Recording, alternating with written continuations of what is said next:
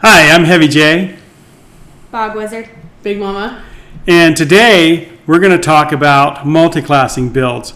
We did an episode a few weeks ago that was talked about power gaming, and it was basically a guide to Dungeons and Dragons multiclassing as a whole.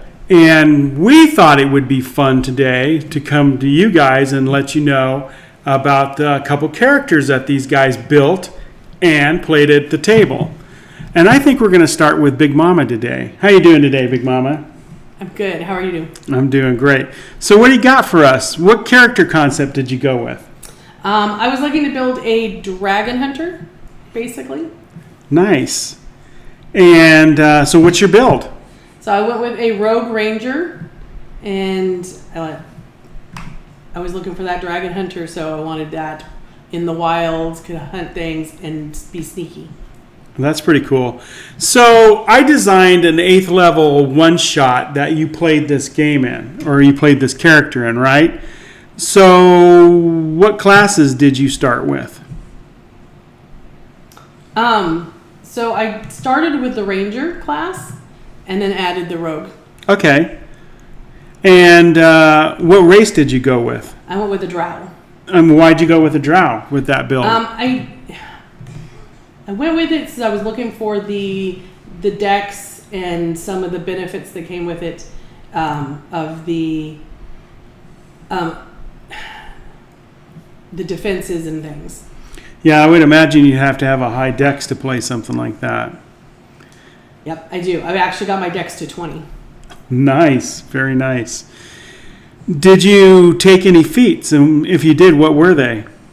So for feats, I did. I went with trying to find my notes. So I went with the resilient to get my con up and get some proficiency there. And then I went with elven accuracy. Again, that gives you some advantages, increases your dex, and a few other things like charisma, wisdom. But I was looking for that dex because I was trying to bump it up as high as I could. And it gives you some advantage with modifiers and things as well. So you said your dex, you got all the way up to 20. What did you originally roll? Do you remember? I don't, but I'm sure I could tell you that. Let's see. So I know I put my highest number in my dex to begin with, because obviously I knew that's what I was going for. So, and then I just bumped it up with all the extra things. And if it would move a little faster, I could tell you exactly what it was. It was 17. 17. So you'd managed to bump it up 3 points. Nice. Very nice. And what was that prerequisite that you had to meet to go from a ranger into a rogue? Rogue to ranger, I had to have a 13 dex. 13 dex. Okay. Well, you got that easy just on your roll. Perfect. And so let me ask you this. So you knew you were going to build that rogue ranger, right? So with that in mind, when you rolled up your score, you were looking for a high dexterity to begin with. Absolutely. Yeah, cool. All right. So you played this character at the table the other night. And if you had to put a one-word label on that character that you built, what would it be? Batman. Batman. So as I was looking for a dragon hunter and whatnot, and I added a few things like we got the one, I got a wondrous item, but we got to pick one rare, and so it's the cloak of the bat. So it's funny because with all the different features and things that I had, I didn't realize till I played it. Mm-hmm. I'm basically Batman. Yeah, you're the Dark Knight. Very cool. So did your build end up meeting your expectations for your character concept when you played it at the table? Yeah, actually, so far so good. I really liked it. I'm looking forward to playing a campaign we're going to have coming up in a little while, which is really what I had this in mind, and I just tested it in the one shot when I designed this. And I'm excited. It was actually so much better than I thought it would be. Cool. And if you had to change anything about your character build, what would that be? I haven't come across anything that I would change specifically, but there is some things with the drow. You have the light sensitivity, and I did get other things to balance that out. But that was the one thing that made me really nervous. Okay. Is that. And what Problem. do you think about multi-classing in general? Is this something that you think is pretty cool? Yeah, I'm really liking it. And would you recommend this to, like, a new player, somebody that just joined our group and had never played Dungeons and Dragons before? I would not recommend it to somebody who's never played before. Well, depending on the person, I guess. But for me, it's there's a lot of choices. It's very overwhelming. So I feel like if you're a new player, it would be a lot. Like, you want to start out with something more basic, and I wouldn't recommend multi-classing because you get too many things all at once. So that video that we made a few weeks ago, the Power Gaming one, A Guide to Understanding Dungeons and Dragons Multiclassing, do you think that video would be a good place to start? Yeah, absolutely. Okay, yeah. Perfect. Super helpful. So, Bog Wizard, What's up? how you doing today? I'm doing good. You? I'm doing great. So, what character concept did you go for? I went with Wizard Fighter. Oh, nice. So you're gonna have a little melee and a little magic while you're at it. Yeah, I wanted to see how that would mix fighting with Wizard because they're polar opposites. Right. So, so you built an 8th level character for that one shot as well. What class did you start with? I started with Fighter because I wanted to get the hit points up. So I 3-leveled on Fighter. And I also wanted like heavy armor and stuff. Oh, you wanted to be proficient in heavy armor and medium armor and all the weapons and everything. Very cool. And so hit points was important to you. Yeah. Absolutely. Okay. What race did you end up going with? I went with Changeling so I could save a spell slot on shapeshifting, basically. And I thought shapeshifting might be pretty useful. Yeah, absolutely. Did you take any feats when you rolled up this character or when you designed it? My feats, I have like the background criminal spy, and that gave me a feat that I have a trustworthy contact. And I figured that'd be pretty good in role playing. Okay. Where the dungeon master's like, where are you going to get this? And I could be like, I have a contact.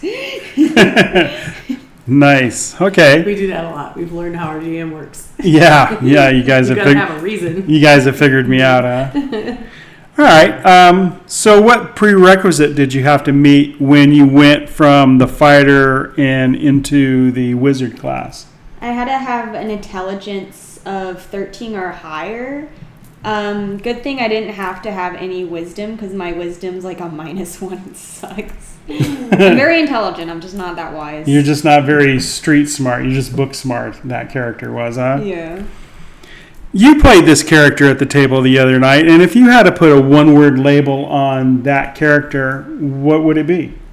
I'd say it was a little underwhelming because my hit points, I'm a level 8 in total, and my hit points is 42. Okay. So it didn't get very high, unfortunately. What was your your constitution? Do you remember? My constitution, I think I got like an 11 in that it was like an additive of 0. Yeah. So your modifiers, your modifier would be a +0. Yeah. So do you think that like a higher constitution going into this, knowing what you know now, would have really been helpful? Yeah, I think my third or second highest number might go into Constitution next time. Okay, so your highest ability score, I assume you were going to put into Intelligence, and then you wanted your next one into Constitution. What about the fighter strength? Wouldn't you want a high stat in that as well? Because that's what I went with at first. I went 16 on strength. I have 14 in intelligence, and then Constitution was 11. I might just do, if I had to do it over again, 16 in intelligence, 14 in Constitution, and then, I don't know, maybe like a 12 or 11 in strength. Yeah, absolutely. So, when you're multi-classing, it's kind of hard to pick. Yeah. Especially when you're picking something that is so different from one class to another, from going from like a fighter who is supposed to be a tough guy into a wizard who is usually not so physical but more intelligent. Yeah. So I could see the that's kind of challenging to build a character like that. So did the character build end up meeting your expectations for playing at the table? Playing at the table, it was still kind of fun because I had a plan to disguise myself as somebody and go up to the, what was, I guess, going to be the final boss if things went south. And try to, like, trick him into helping us. So that was kind of, like, a pretty good thing to have as a changeling. And I mostly played with spells. I didn't really, like, roughhouse as much as I thought I would with this one. Okay. So you more leaned into the wizard aspect of it. Yeah. Did you go with a background? Oh, you did say you went with a background. What was it again? Criminal spy. That's right, because it gave you that contact. Excellent. So what do you think about multiclassing in general? Multiclassing in general, like Big Mama said, it's very, like, a lot of options. And it was kind of hard trying to balance out the fighter wizard aspect, especially since they're polar opposites. I say if you're new, I would try to do like one class and see how you like it. Because like I'd expect if you want a multi-class, you'd kind of have a good idea of what the other classes do. So I had one class for a bit, get the feel for it, and then once you're like, hey, I bet this would work with this. So you and Big Mama are both in agreement that multiclassing is more for a more seasoned player? Yeah, absolutely. I agree. Because like I've played a rogue a lot over the years. So that was one of my first characters. I have a lot of experience with a rogue. I purposely played a ranger at one point. I can't remember, a couple years ago probably, because I wanted to see how different it was. So when I went to multi-class, I at least had a really good idea of rogue, and I started with the ranger because I only had a little bit of an idea, and I knew I wanted to like really look into that. So yeah, I agree. I think you would want to know both of the characters before you multi-classed them, which is super helpful. Great. Well, if you guys agree with the assessment that these guys gave for new players on multi-classing, give this video a thumbs up. If you like this video and you like what we're doing here, please like, subscribe, and hit the bell notification so you never miss our next episode. Until then, ride that fat dragon, and we'll see you guys next time. Thanks for watching. Bye. To recording and then just kind of gather my composure before I just launch into this thing. Can't seem to get my head straight. This is weird. I'm really, really crooked. And it's backwards, so I'm in trouble.